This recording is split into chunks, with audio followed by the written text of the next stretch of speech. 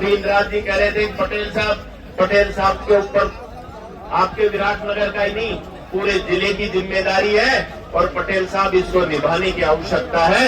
ये जो लोग बैठे हुए हैं, जब आपका चुनाव था एक बार ऐसी स्थिति आई कि लोग कहते थे क्या होगा। मैंने पहली बार देखा ना, वो पहला चुनाव ऐसा है जब आपस में सब लोग एक दूसरे से बात कर रहे हैं। और ये चुनाव न कोई रामस्वरूप कसाना का था न हंसराज पटेल का था, ये इन सब लोगों का चुनाव था जिन्होंने जी जान से लगाकर आपको राजस्थान की उस विधानसभा में दिया।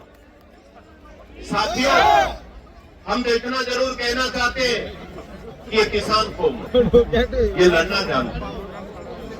इनके लिए तो अगर आपकी पार्टी में कोई ऐसा अधिकारी भी आए जो इनके ऊपर अत्याचार करे, आपकी नहीं चले, तो एक आवाज लगा देना पटेल साहब, उस अधिकारी को फिर फेंकने का काम हम लोग करेंगे। ये आपको विश्वास दिलाते हैं, आपसे कंधे से कंधा मिलाकर चलेंगे। ऐसा नहीं है कि हमारी पार्टी अलग हो सकती है, लेकिन जब बात आएगी किसान कौम की, जब बात आएगी बेरोजगारों की, तो हम सब लोग लड़ने के लिए तैयार हैं। और अब तो आपको युवा जिलाध्यक्ष भी जो मिले वो भी सिर्फ कांग्रेस पार्टी ने इसीलिए दिए कि कुछ लोग जो इस राज के नशे में मदहोश हो गए, उनको होश में लाने का काम करना है। सड़क से ले संसद तक हम सब लोग ये लड़ाई लड़ेंगे और आप लोगों के लिए लड़ाई लड़ेंगे। आज हम लोग भैरव बाबा के मेले में आए, इतना विशाल कार्यक्रम जो देखने को मिला, और जब किसानों की बात हम लोग करते हैं तो समय पे यूरिया नहीं मिलता, बिजली नहीं मिलती। हम तो इतना कहना चाहते हैं पटेल साहब, आप ये चिंता नहीं करें कि हम किस पार्टी से हैं। आप ये सोचें कि हम किसान के बेटे हैं, और जब बात किसान की आएगी, जब बात किसान की पगड़ी की आएगी, तो हम आपके साथ कंधे से कंधा मिलाकर चलेंगे। और ऐसे अधिकारी जो स्कोर पुतली में बैठे हुए हैं, जो अधिकारी इन किसानों को गुलाम समझने की कोशिश करते हैं, जो इन पर अत्याचार करने की बात करते हैं, ऐसे अधिकारियों को किसी सूरत में बख्शा नहीं जाएगा। उनके लिए हमें संघर्ष करने की आवश्यकता है। हम सब लोग आपके लिए संघर्ष करते हैं, अपने लोगों के लिए लड़ाई लड़ते हैं।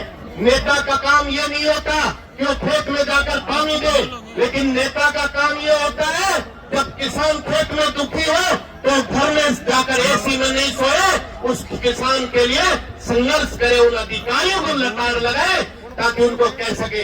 एक समय ऐसा भी था जब मैं, आप लोगों ने मुझे भी आशीर्वाद दिया, पायलट इसमें आपके पटेल साहब का भी सहयोग रहा।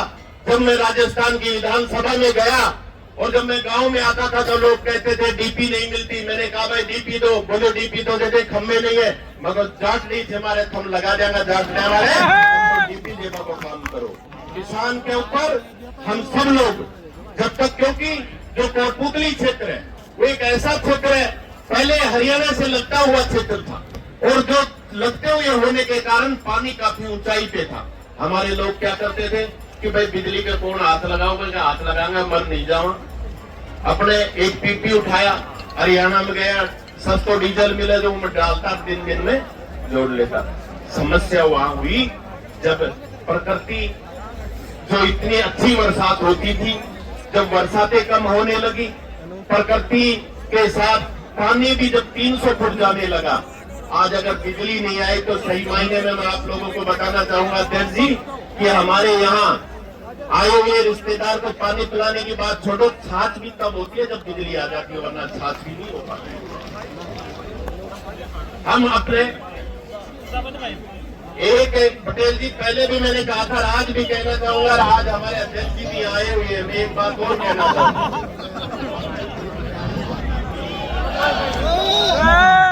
कि हम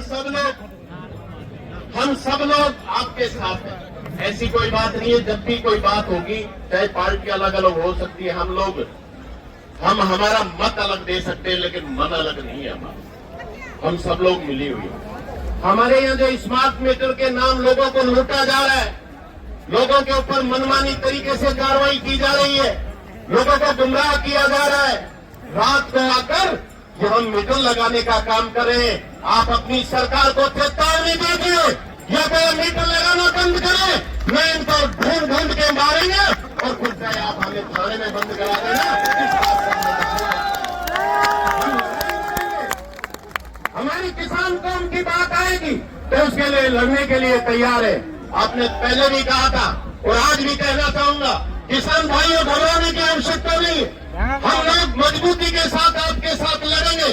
जब बात आप लोगों की आएगी, अगर हमें अपना बलिदान भी देना पड़ा तो उस बलिदान में भी पीछे नहीं हटेंगे। ये विश्वास दिलाना चाहता हूँ आप लोगों को। हम संघर्ष करते हैं आप लोगों के लिए और संघर्ष करेंगे। मैंने तो भैरू बाबा के इस मेले में पहले भी कहा था, आज भी कहना चाहता हूँ, मुझे ये लालसा नहीं है कि मैं दोबारा राजस्थान की विधानसभा में जाऊंगा या नहीं जाऊंगा, लेकिन जब तक रामस्वरूप कसाना जिएगा, जब तक रामस्वरूप कसाने के शरीर में रक्त की अंतिम बूंद रहेगी, तब तक आप लोगों के लिए लड़ाई लड़ता रहूंगा, आप लोगों के लिए संघर्ष करता रहूंगा। मुझे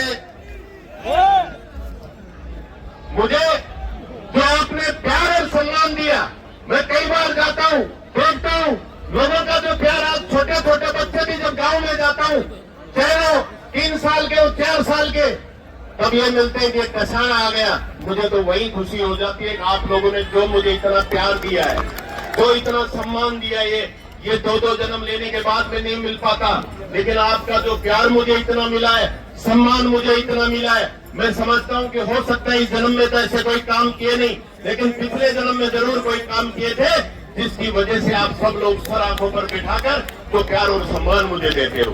मैं तो आपको इतना कहना चाहता हूं साथियों, आपने मुझे बहुत कर्जा दिया और उस काफी बड़ा हो गया, लेकिन इतना जरूर कहना चाहता हूं साथियों, जो पायलट साहब जिस प्रकार से कहा करते थे, और आज भी मैं आप लोगों के बीच में एक बात जरूर कहना चाहूंगा साथियों, बहुत कर्जा लिया आपसे, बहुत बार लिया, कई बार मेरी वजह से आपको शर्मिंदगी भी हो सकती है, उठानी पड़ी हो, आपका कर्जा बहुत है मेरे ऊपर, लेकिन ये विश्वास दिलाता हूँ, किसान का बेटा हूँ, जब तक जीऊंगा आपका कर्जा प्यार समेत चुकाऊंगा, इस बात का आपको विश्वास दिलाना चाहता हूँ। आपका कर्जा खाकर जाऊंगा नहीं कहीं भी, चाहे कोई कुछ भी कर ले, मेरे क्षेत्र को छोड़कर नहीं जाऊंगा, आपके लिए लड़ाई लड़ूंगा और अंतिम समय तक लड़ता रहूंगा, जब तक मेरे शरीर में प्राण है, आप लोगों की सेवा करता रहूंगा।